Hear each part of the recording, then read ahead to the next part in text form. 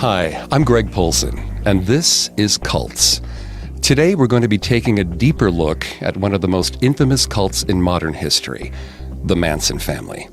I'm here with my co-host, Vanessa Richardson. Hi, everyone. In part one of our two-part series on the Manson family, we focused on Manson himself, tracing the trajectory of the troubled child who grew up to become one of the most notorious cult leaders in American history. In today's episode, we'll learn more about the Manson family. Who were these young men and women who joined Manson's cult? How did Manson change them from law-abiding citizens into ruthless murderers? Stay tuned to find out. Due to the graphic nature of this material, listener discretion is advised. This episode contains discussions of murder and assault that some people may find offensive. We advise extreme caution for children under 13.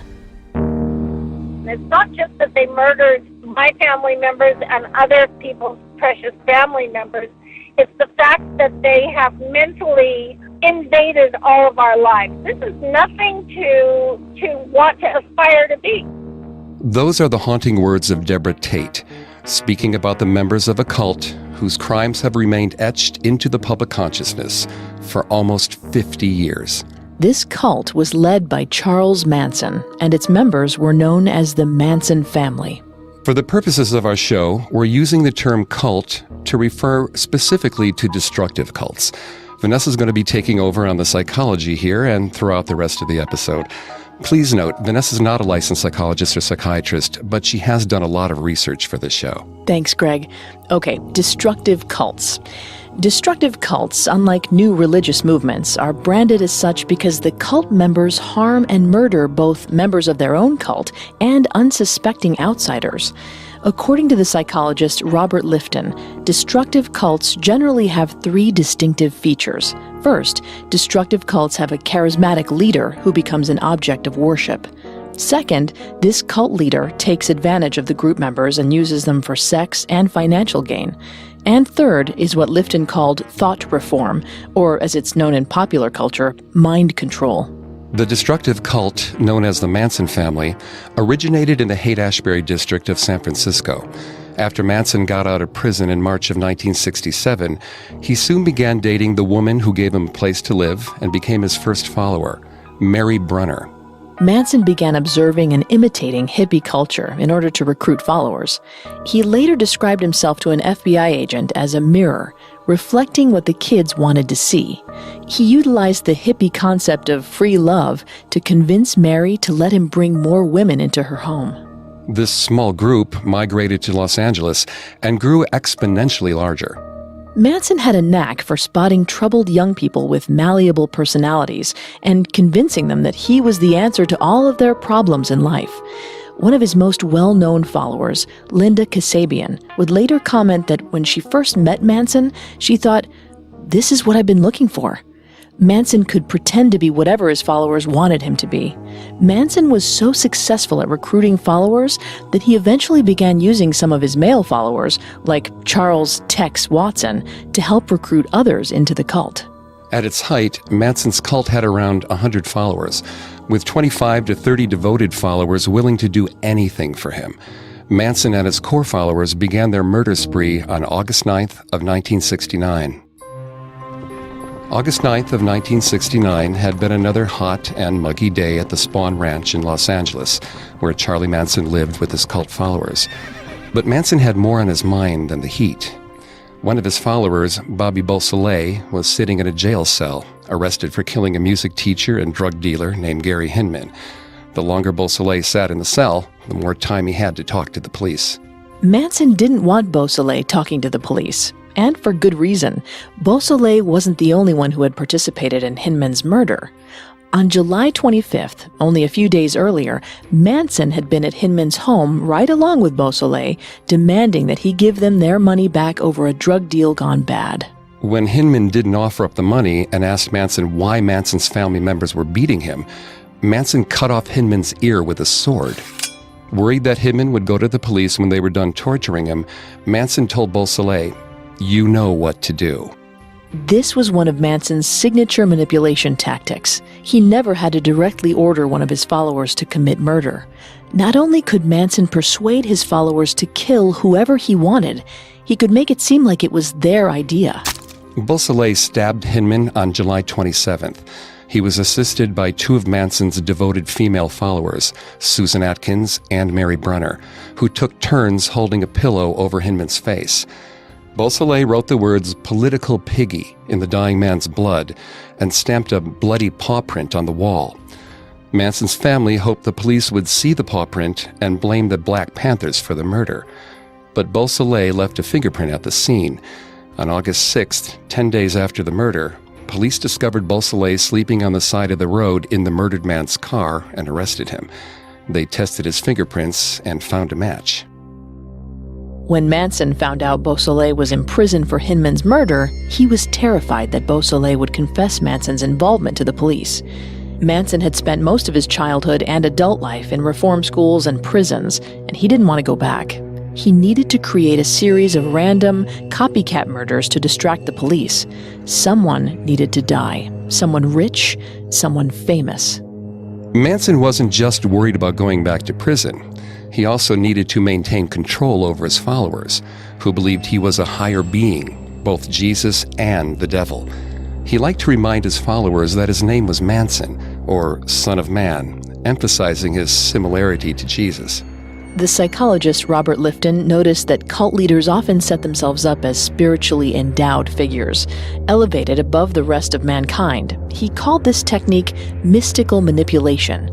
He considered it one of the key elements of thought reform or mind control employed by cult leaders. Another aspect of a cult leader's mystical manipulation of his cult often involves the cult leader setting himself up as a prophet. The cult leader will reframe coincidences to make it look like these events are the fulfillment of prophecies. The Manson family believed their leader was a prophet, and their prophet had predicted that an apocalyptic race war known as Helter Skelter was going to commence that summer.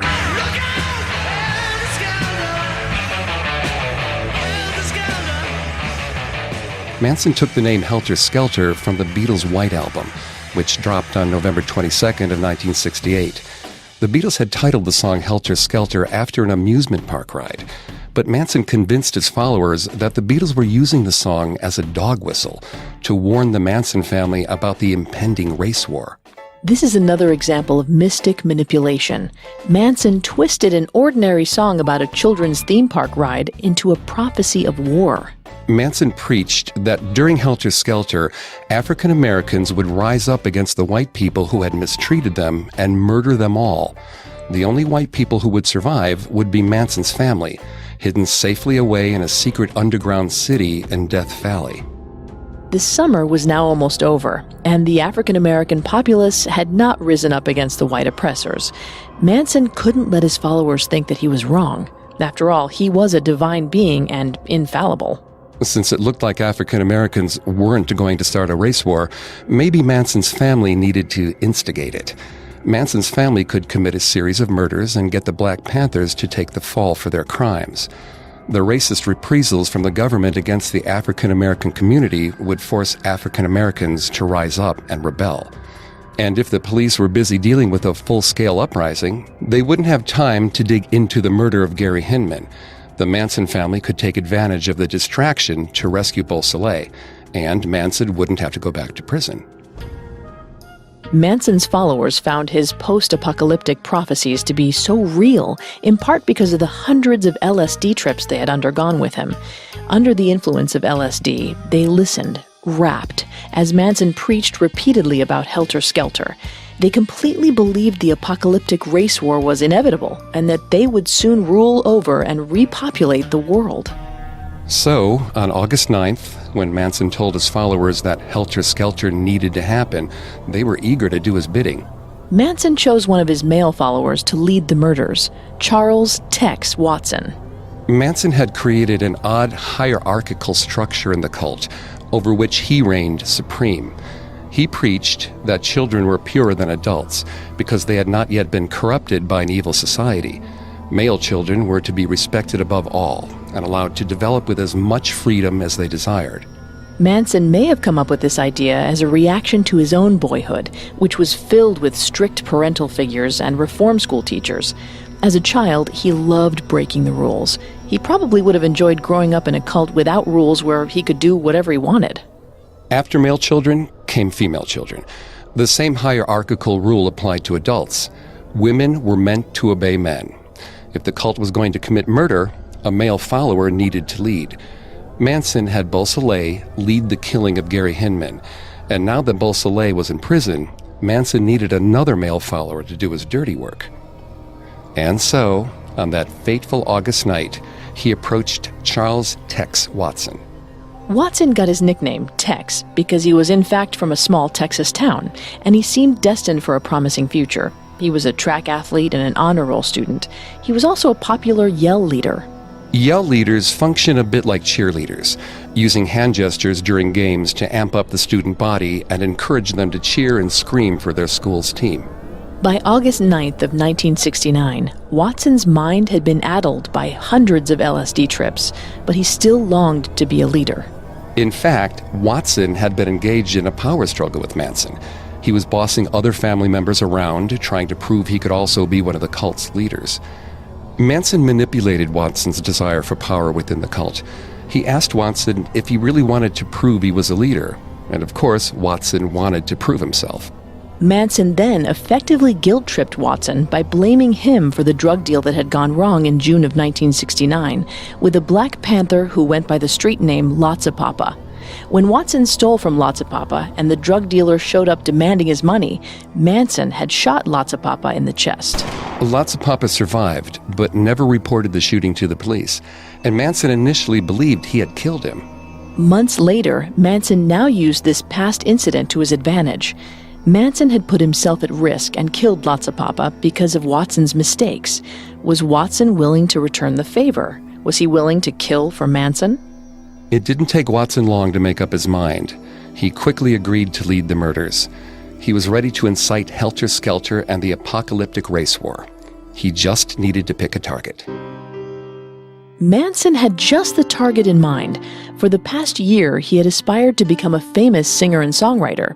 He hoped that record producer Terry Melcher, son of the actress Doris Day, would make him famous. Manson had driven with Terry to his home several times and played his music in the car, hoping to charm the producer. But Terry was dismissive of Manson's music. He refused to give Manson a record deal and cut ties with him in the summer of 1969, leaving Manson livid. But Manson didn't forget Melcher's address, 10050 Cielo Drive. He knew Melcher no longer lived there, but it was an expensive property, so whoever rented it was likely to be rich and famous. A perfect target for the family's murders. Manson also hoped to terrify Terry Melcher and get him back for not giving Manson his record deal. Manson wanted Tex Watson to murder the residents of 10050 Cielo Drive, but he didn't want to get blamed for the killings. So he used that same manipulation tactic that had always worked so well for him. He managed to convince Tex Watson that killing everyone at the house on Cielo Drive was Watson's idea. Manson asked Watson where he was thinking of going to commit the copycat murders. Had Watson considered Terry Melcher's old house? After Manson put the idea in his head, Watson then proposed that he would, in fact, go to 10050 Cielo Drive. Manson's ability to manipulate Watson was so powerful that even when Watson was interviewed years later by an FBI agent, he still believed the killings were his own idea. Manson then selected 3 female followers to accompany Watson. In the Manson family, women were supposed to do what men told them to do, without question. Manson didn't tell the women they would be committing murder that night. He knew that they would do what Watson ordered them to do, no matter what. Cult leaders use thought reform techniques to break down followers' abilities to think independently. Having lost the ability to think for themselves, the followers then rely on the cult's leaders to critically analyze situations and make moral choices for them. To assist Watson in the killings, Manson picked one of his first followers, Patricia Krenwinkel. On the surface, Krenwinkel was the opposite of someone who would end up in a cult. She had a seemingly normal middle-class childhood. She was a sweet, well-behaved child who never got into trouble at school. She had swimming and dancing lessons. She attended church. But beneath the surface, Krenwinkel felt isolated and lonely. Her parents separated when she was 15. She switched high schools 3 times and never felt like she fit in. And she had an older half-sister who proved to be a bad influence. Krenwinkel's older sister introduced her to marijuana and LSD. Eventually, Krenwinkel dropped out of college and moved in with her sister and nephew. But her older sister was unstable and made several attempts to kill herself. Krenwinkel found herself desperate for direction in life and for someone who would love her. When Manson met Krenwinkel, he quickly noticed the 19-year-old's loneliness and lack of self-confidence. Despite being 13 years older than her, Manson used the techniques he had learned from pimps in prison to seduce Krenwinkel and make her believe that he was her soulmate. He could offer her all the love and attention she needed. He could give her a sense of purpose. Krenwinkel agreed to leave her sister's apartment in Manhattan Beach with Manson, convinced that he was the perfect boyfriend. By the time she realized that Manson wasn't who he claimed to be, Manson was already making her afraid to leave. Manson used techniques common among both pimps and domestic abusers to keep Krenwinkel and the other women from leaving, a combination of flattery, fear, and violence. He would make Krenwinkel stand still and throw knives at her, terrifying her. He shamed her in front of the other women. Manson would make Krenwinkel stand naked in the middle of the other followers and call her ugly and stupid and nothing. Robert Lifton cites shaming and confession as 2 additional mind control techniques used by cult leaders. Forcing Krenwinkel to confess her inadequacies in front of the group allowed Manson to identify her psychological weak points. Shaming Krenwinkel broke down her confidence and forced her to remain loyal to the cult. Krenwinkel's loyalty to Manson was tested in the days leading up to August 9th. 2 of Manson's followers, who against his rules had become a couple, decided to leave the cult after finding out about Gary Hinman's murder. They asked Krenwinkel to come with them. But Krenwinkel had tried to run away from Manson before. Manson found her easily. She feared that if she tried to run away with the couple, Manson would just find her again. The couple left without her. It was a decision Krenwinkel would regret in the years to come. The next woman that Manson picked to participate in the murders was Susan Atkins. Manson had met 20-year-old Atkins in the fall of 1967 after he got out of prison on parole. Atkins had been a troubled child whose mother died of cancer when she was only 15. She spent her late teens cycling through abusive boyfriends and relying on drugs and alcohol to cope with her deep longing for love and attention. By the time she met Manson, Atkins had already spent time as a topless vampire dancer for a group of Satanists. She had a love of music and was drawn to Manson when she saw him playing the guitar. Manson once again used the techniques he had learned from the pimps in prison to figure out that Atkins was a vulnerable young woman who had issues with her father. He had sex with Atkins, ordering her to pretend that she was actually having sex with her dad. Manson told Atkins that she could now shed her old identity and her old family and join a new family, the Manson family. This is yet another example of one of the mind control techniques commonly used by cult leaders like Manson, isolating a follower and convincing her to give up her identity to the group. Susan Atkins became one of Manson's most devoted followers, willing to do anything for him.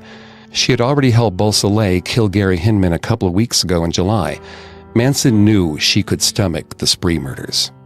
Manson also needed a getaway driver, someone with a legal driver's license. So Manson chose Linda Kasabian.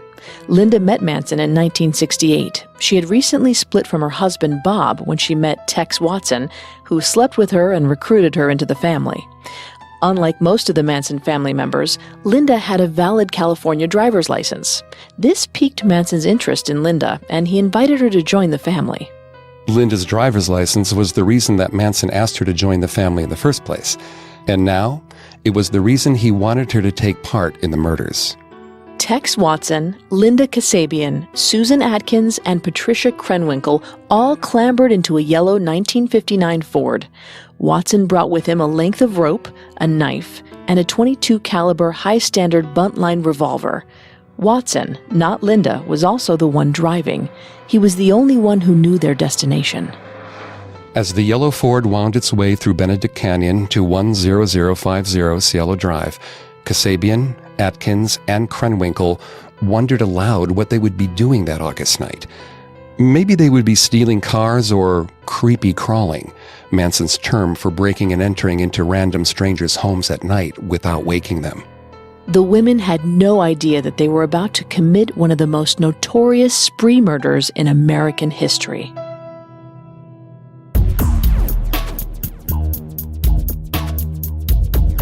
It's unthinkable that these women were capable of something so grotesque. We'll talk more in depth about what they did and what got them caught, for those of you that are interested in investigations. Who isn't? True. Everyone thinks they'd be a good detective, but how do you know? Well, one way to find out is to try Hunt a Killer, the first ever interactive investigation delivered straight to your door every month. It's the perfect way to test your sleuthing skills. Hunt a Killer is an interactive murder mystery subscription box that ships clues and tools and correspondence to your door every month, outlining a murder mystery. Your job is to decipher the clues and solve the case. If you're interested in trying it out, you should head over to huntakiller.com right now to apply for membership. You know, there's really nothing out there like this. Best of all, to help support our show, Hunt a Killer is offering a 10% discount for our listeners. Just go to www.huntakiller.com and use the code CULTS to get 10% off. Again, that's code CULTS, spelled C-U-L-T-S, for 10% off. And further support for today's show comes from Audible. Audible content includes an unmatched selection of audiobooks, original audio shows, news, comedy, and more from the leading publishers, broadcasters, entertainers, and business information providers. Audible is so great because you can access the books you buy from almost any device. A couple of weeks ago, when I was listening to The Driver by Hart Hansen, I would just pull up Audible on my phone and listen to the book in my car on the way to work or in my headphones when I went for a run. I did the same thing. Audible makes it so easy to multitask and listen to a book that I've been dying to read while checking off other things on my to-do list. Agreed. Audible is the perfect way to maximize your time. If you're interested in trying out audiobooks, Audible is the perfect place for you to start. Get a free audiobook with a 30-day trial at www.audible.com/cults.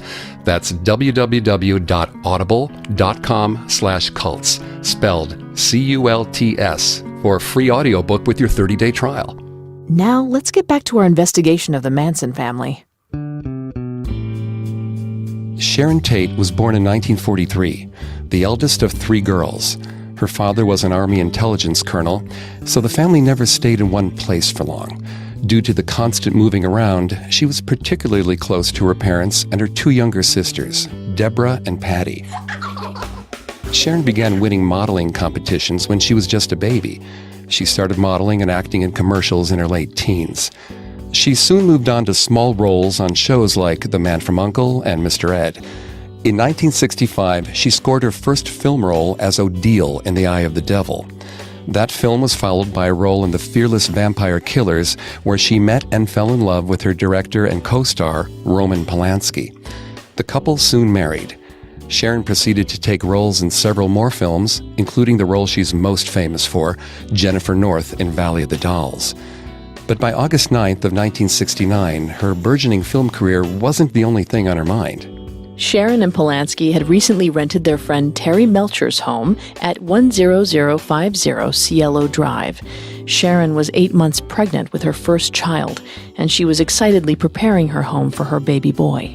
Sharon had just returned alone to Los Angeles after shooting her latest film, 13 Chairs.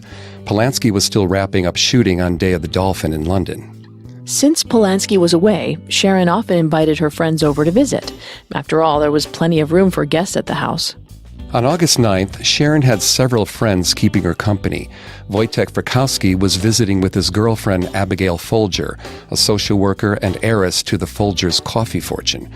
Sharon also invited over her ex-boyfriend, celebrity hairstylist Jay Sebring. Surprisingly, there were no hard feelings between Sharon and Jay after she left him to be with Polanski. They remained good friends, and Jay visited her all the time. August 9th had been an ordinary, uneventful day for the group of friends. Sharon was worn out and spent much of the afternoon napping. She talked to Polanski in London to let him know that she had enrolled him in a class for new parents. Abigail Folger bought a bicycle. Sharon's handyman, Frank Guerrero, painted the baby's nursery. No one wanted to cook, so they all went out to dinner.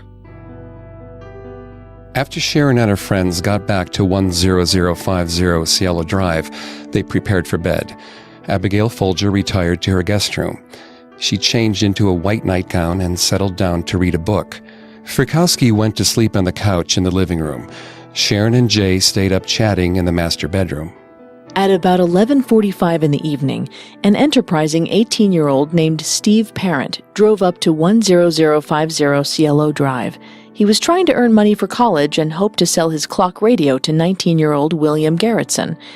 Garrettson was working as the caretaker of the property and lived in the guest house. Steve was able to get into 10050 Cielo Drive easily. There was no security to keep out intruders, and he was able to buzz himself in through the electronic gate.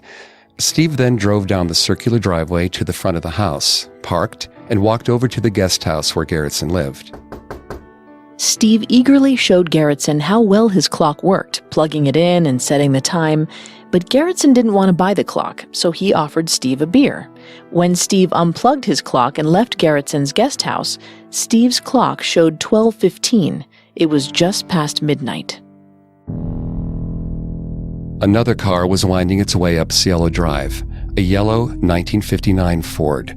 Tex Watson drove Linda Kasabian, Susan Atkins, and Patricia Krenwinkel up the cul-de-sac and stopped the car at the gate for 10050 Cielo Drive.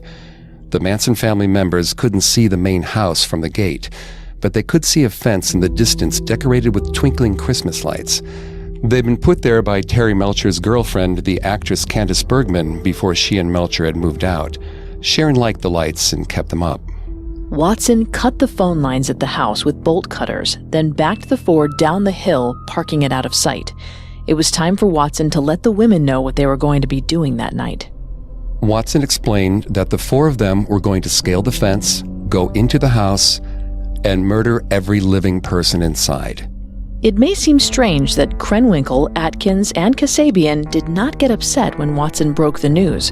After all, they suspected they were going out on an expedition to steal cars, not commit murder. But life in the cult had broken down the personalities of the women and their ability to think for themselves. If the women had previously believed murder was wrong, it didn't matter to them at that point. Their guiding principle in life was the doctrine of obedience that Manson had instilled in them. Manson had been correct that he didn't need to bother telling the women what they would be doing that night. Manson had successfully stripped the women of the ability to think for themselves or assess the morality of any given situation. Manson now made decisions for the women and determined what was moral and right. So if Manson wanted the women to kill for him, then they would follow orders. Watson, Krenwinkel, Atkins, and Kasabian climbed over the fence bordering the property, ready to kill whoever was in the house. But then, Atkins saw a car's headlights coming toward them. Steve Parent was now driving back to the front gate. Disappointed he wasn't able to sell his radio. The four Manson family members hid in the bushes. Steve rolled down his window and pressed the button to open the front gate. Watson approached him with his blunt-line revolver in one hand and his knife in the other. The 18-year-old begged for his life, promising not to tell anyone that he had seen the Manson followers. Watson didn't care. He shot Steve 4 times. Steve died instantly. Surprisingly, no one in the house heard the gunshots. Garrettson in the guest house didn't hear them either. He was listening to music. With the potential witness dead, Watson, Krenwinkel, Atkins, and Kasabian crept down the curved driveway and through the front lawn to the main house. Watson made Kasabian check the house for open windows. She walked around the house, then returned to Watson and claimed that none of the windows were open. But Watson noticed one of the entry hall windows was partially open. He cut through the window screen, removed it, and opened the window. Watson ordered Kasabian to go back down the driveway and keep a lookout in case one of the neighbors had called the police. Kasabian headed back down the driveway. Meanwhile, Watson, Atkins, and Krenwinkel climbed through the window into the house. The 3 Manson followers crossed through the hall and stepped into the living room. They found Frykowski asleep on the couch. Watson told Susan Atkins to go check the rest of the house, and the sound of his voice woke up Frykowski. He asked who was there. Watson kicked Frykowski hard in the head, likely leaving Frykowski concussed. Watson said, "I'm the devil, and I'm here to do the devil's business." He warned Frykowski that he would kill him if he yelled for help. The women had been instructed to bring knives with them that evening, and it was at this moment that Krenwinkel realized she didn't have her knife. She ran back outside and down the driveway to Kasabian. Kasabian didn't need her knife since she was the lookout, so Krenwinkel took Kasabian's knife and rejoined Watson in the living room. Susan Atkins wandered through the house, checking the rooms. She spotted Abigail Folger in the guest bedroom.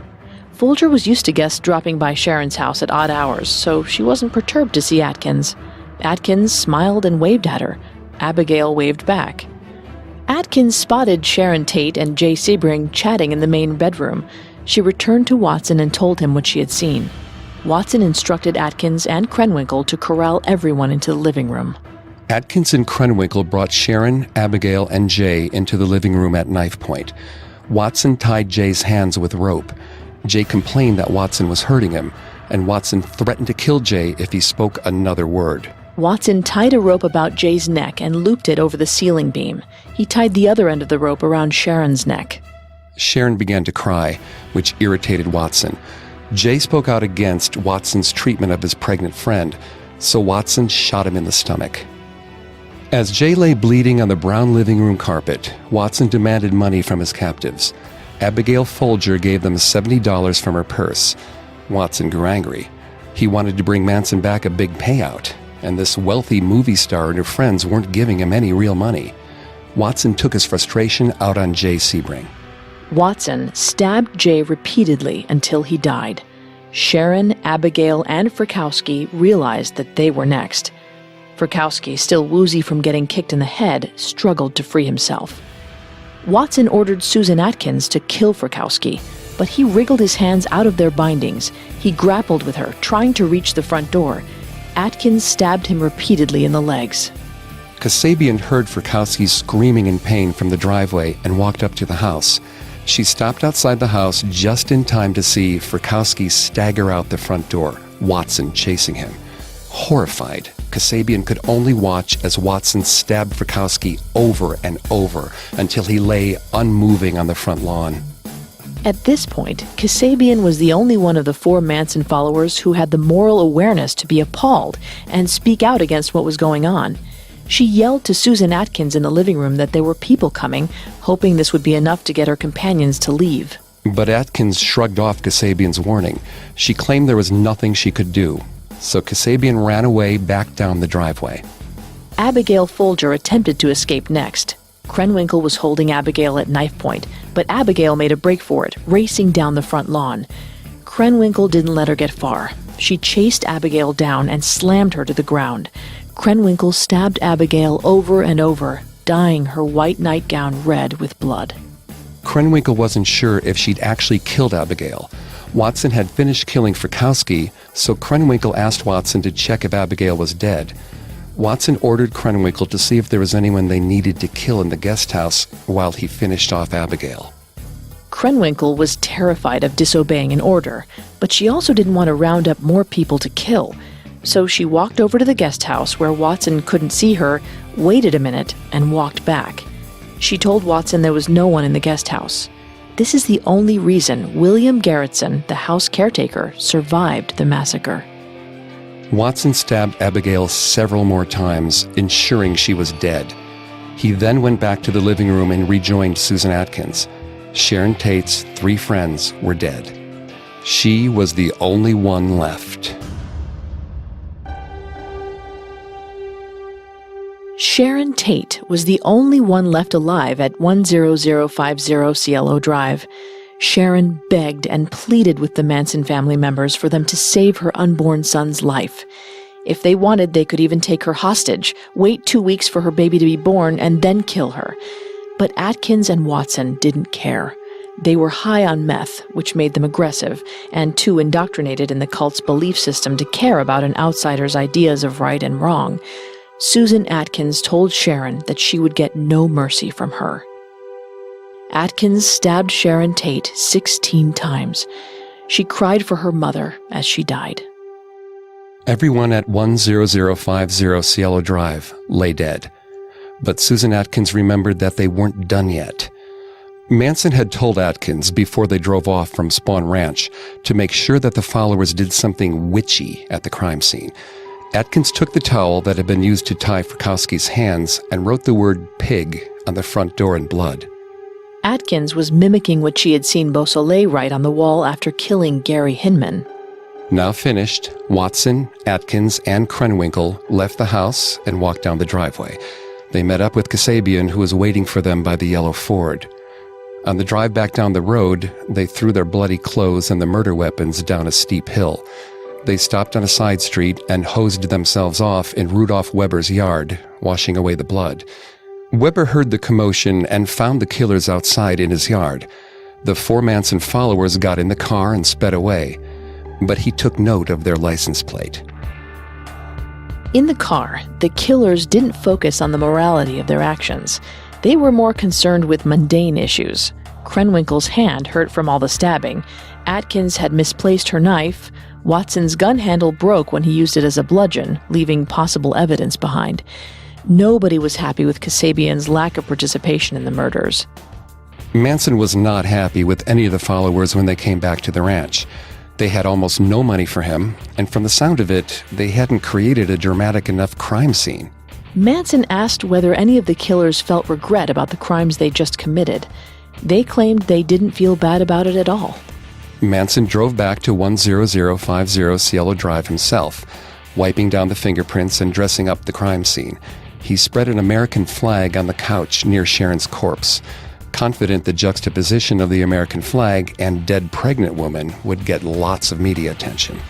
The next day, the Hollywood community was roiled by the news of the murders of Sharon Tate and her friends.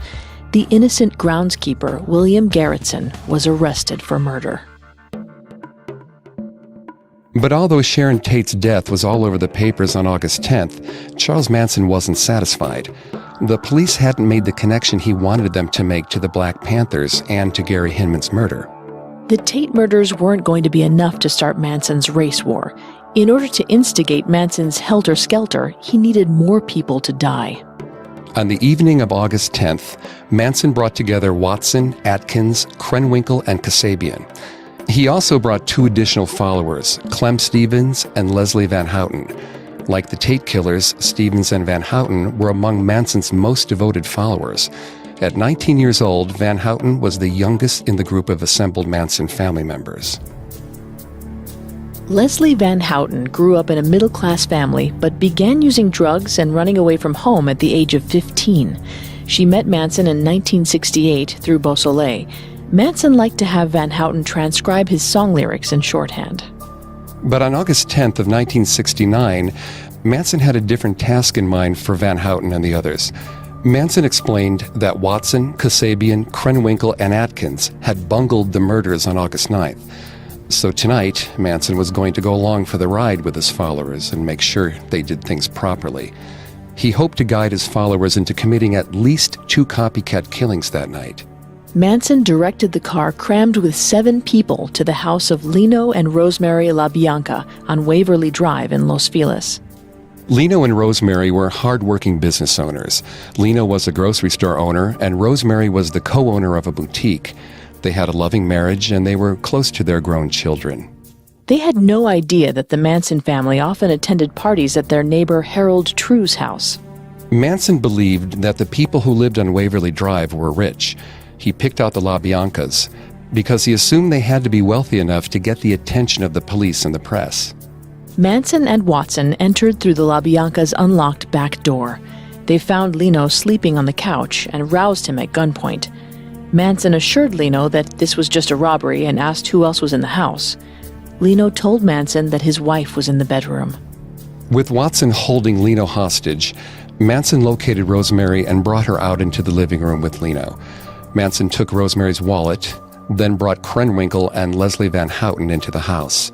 Manson ordered his followers to stick Rosemary in the bedroom and make sure that everybody did something.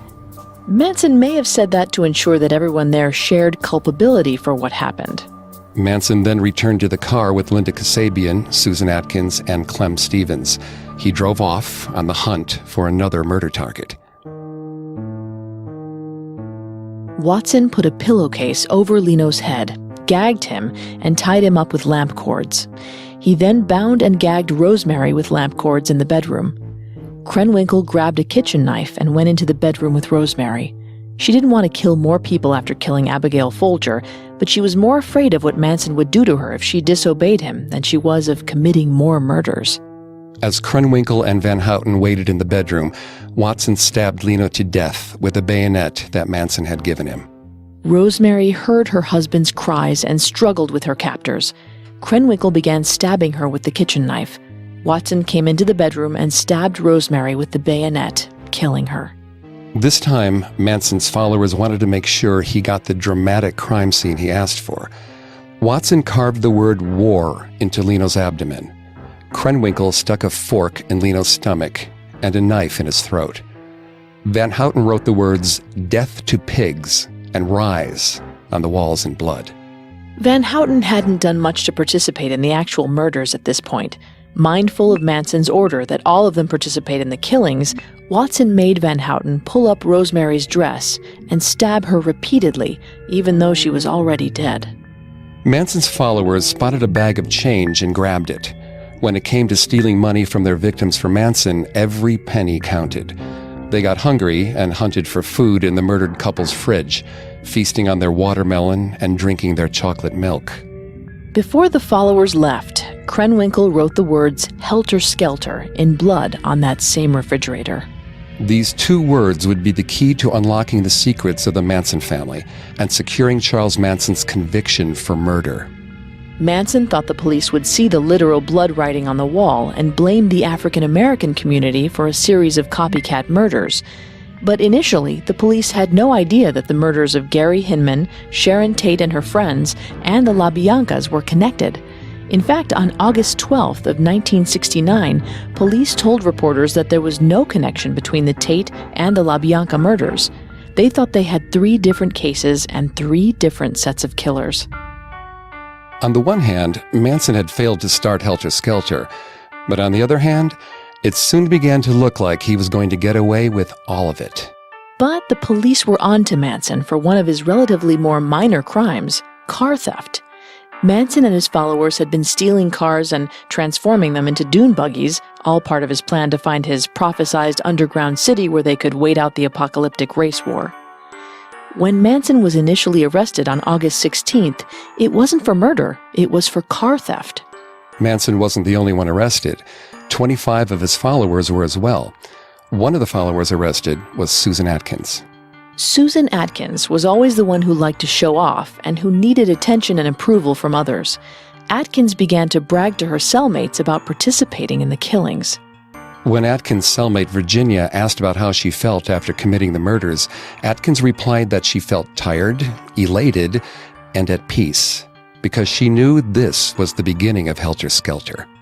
Susan Atkins' confession to Virginia showed just how much Manson's cult doctrines had warped her sense of identity. She told Virginia that in killing the pregnant Sharon Tate, she had been killing a part of herself. Atkins' confession was the break that investigators needed to connect the Tate and LaBianca murders to one group of killers, the Manson family. Charles Manson, Tex Watson, Susan Atkins, Leslie Van Houten, and Patricia Krenwinkel were all arrested and charged with murder. Kasabian, disgusted and horrified by the murders, offered to turn state's witness. In return for freely offering her witness testimony, the prosecution granted her immunity. June 15, 1970, marked the beginning of Manson's trial. It was a circus that captivated America, and the trial was featured every night on television. Manson treated each appearance in court like a performance. He constantly misbehaved in the courtroom. At one point, he even attempted to attack the judge by rushing at him, armed with a pencil, while screaming, quote, "Someone should cut your head off, old man," unquote. During the trial, Manson used every ounce of control over his 3 co-defendants to get them to assist in causing disruptions. He gave Atkins, Krenwinkel, and Van Houten specific instructions on how to behave. Manson had the women sing one day and scream nonsense the next. He had them shave their heads. He carved an X into his forehead and had them duplicate the symbol. Many of Manson's devoted followers who weren't on trial for murder spent their time camped out outside the courthouse, giving interviews to the press. Some of his followers went so far as to threaten and poison witnesses. Barbara Hoyt, a Manson follower who had agreed to talk to the prosecution, was offered a trip to Hawaii by several of Manson's followers in exchange for refusing to testify. When Barbara got to Hawaii, her supposed friends tricked her into eating a hamburger with a potentially lethal dose of LSD. Barbara survived and became an eager witness for the prosecution. As his ultimate gambit, Manson even wanted his co-defendants to announce to the court that they committed the murders themselves without any involvement from Manson. Van Houten's defense lawyer, Ronald Hughes, recognized that Manson was manipulating and controlling his client. Given how young Van Houten was, Hughes thought he could get her acquitted. But Ronald Hughes may have been a little too perceptive about Charles Manson for his own good. Before closing arguments, Hughes disappeared while on a weekend camping trip. He was last seen on November 28th. His body was found the same day that every single defendant received the death penalty.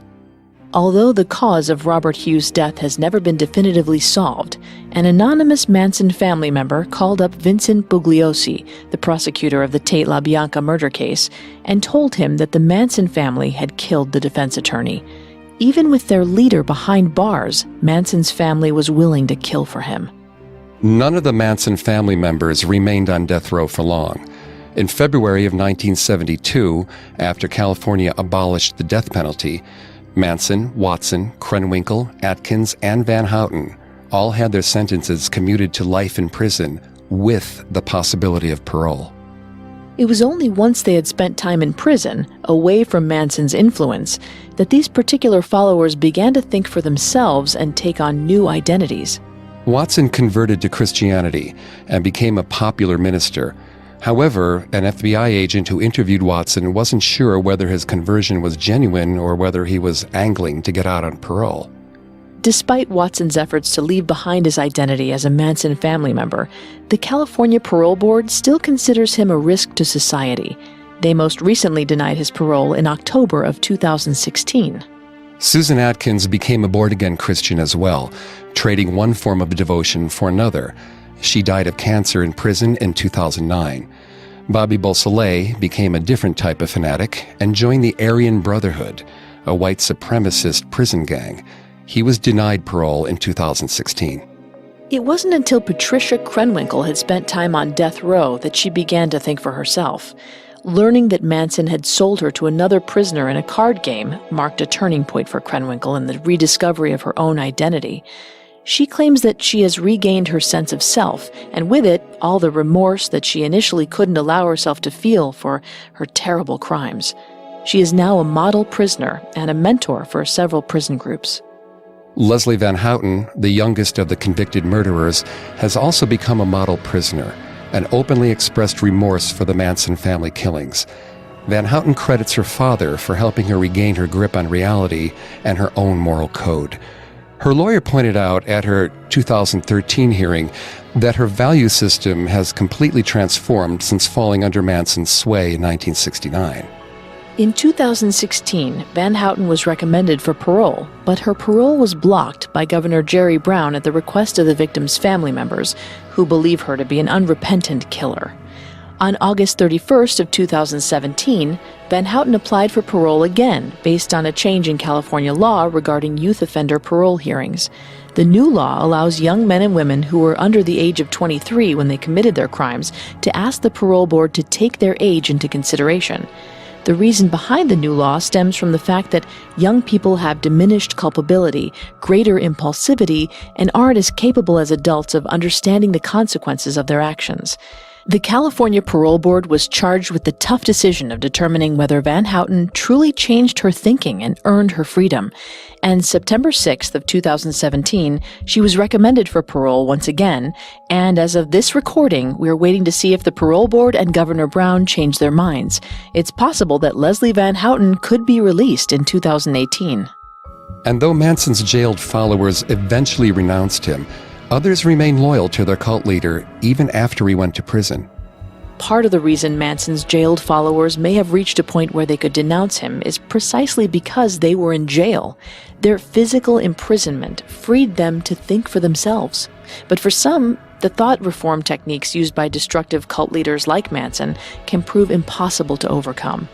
Mary Brunner, Manson's first follower, felt guilty about testifying against the Manson family at the murder trial. She and several other family members were caught and sent to prison for stealing guns to hijack a plane and free Manson in 1971. She got out in 1977 and disappeared from the public eye. Whether she ever managed to recover her own sense of identity, we'll never know. Lynette Fromm, known in the Manson family as Squeaky, went to prison in 1975 after attempting to assassinate President Ford. But prison wasn't enough to shake her devotion to Manson. She was imprisoned alongside fellow Manson family follower Sandra Good, and the two referred to themselves as Sisters in the Church of Charles Manson. Fromm's dedication to Manson was so unwavering that she broke out of prison on December 23, 1987, to see him when she heard he had cancer. She was recaptured and finally released on parole in December of 2009.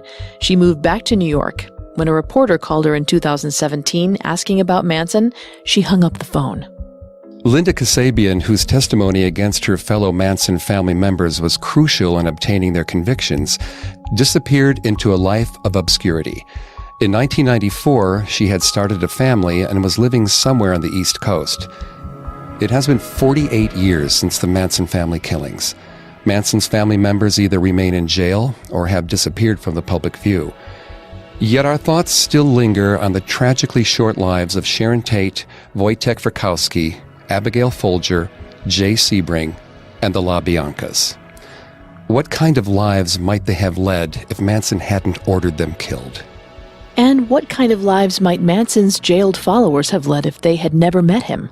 Unfortunately, they and we will never know.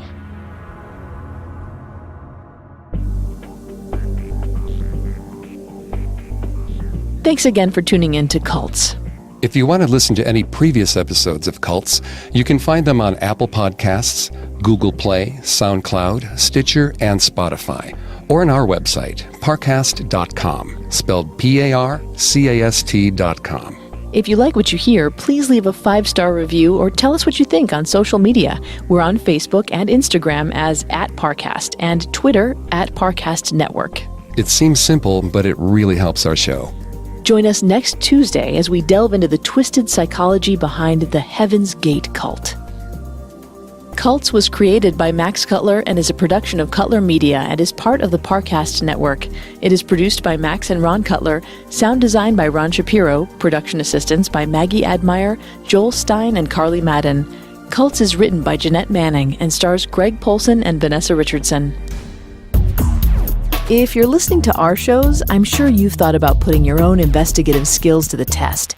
That's why I recommend Hunt a Killer, the first ever interactive investigation that delivers clues, correspondence, and items that put you into a serial killer's mind straight to your door every month. Sign up at huntakiller.com and live out your own true crime story. If you're accepted, your first episode will ship the same day with no shipping charges.